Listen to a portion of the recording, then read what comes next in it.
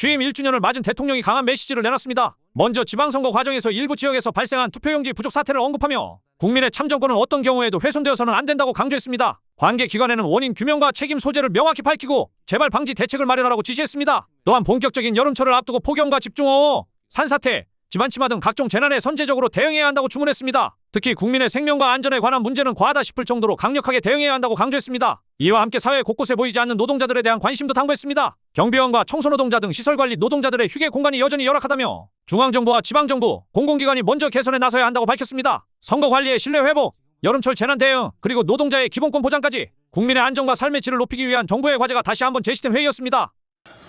네, 벌써 오늘로 취임 1주년이 된 것 같습니다.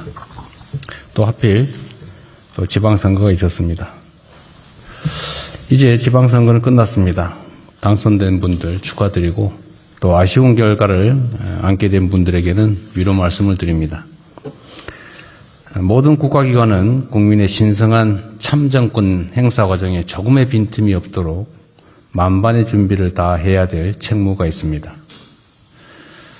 그런데 아쉽게도 어제 서울 일부 지역에서 투표 용지 부족으로 주민들이 큰 혼란과 불편을 겪으셨다고 합니다. 민주공화국에서 무엇보다 철저해야 될 선거관리에 납득하기 쉽지 않은 허점이 발생한 점에 대해 매우 큰 유감을 표합니다. 관계기관은 행정부가 가진 권한과 책임을 모두 사용해서 문제 발생 이유를 명확하게 밝히고 또 책임질 것이 있다면 명확하게 책임을 물어야 되겠습니다. 아울러 국민의 참정권이 한치라도 훼손되는 일이 다시는 발생하지 않도록 신뢰할 만한 적절한 대책을 조속하게 마련해 주기 바랍니다. 선거 과정에서의 경쟁이 어떠했든 여야는 모두 주권자를 대리해서 국민의 삶을 지키고 국가의 더 나은 내일을 개척해야 될 동반자들입니다. 이제 선거가 끝난 만큼 우리 정치권도 주권자가 명령한 실질적인 민생 개선과 지역 균형 발전 그리고 국민 통합에 함께 힘을 모아주시기 부탁드립니다. 정부도 지방선거에 담긴 우리 국민들의 뜻을 겸허하게 받들어 소속 정당 여부와 관계없이 새로 선출된 지방정부와 적극적으로 협력하겠습니다. 모든 국민의 마음을 모아 국민 삶의 진전과 대한민국의 발전에 온 힘을 쏟겠습니다. 오늘부터 국민주권정부의 2년차 임기가 시작됐습니다. 모든 공직자들은 신발끈을 다시 한번 단단히 묶고 국정 속도 배가에 총력을 기울여 주기 바랍니다.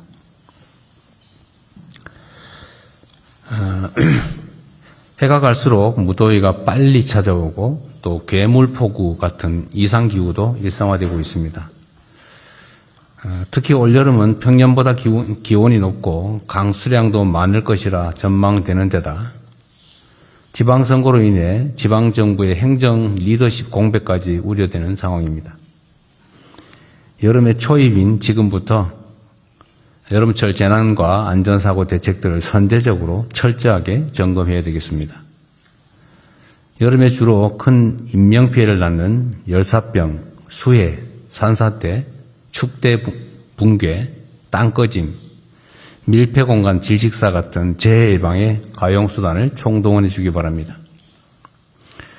공사장이나 노후 공공시설 등의 위험지역에 대해서도 사전에 치밀한 점검을 진행해야 되겠습니다.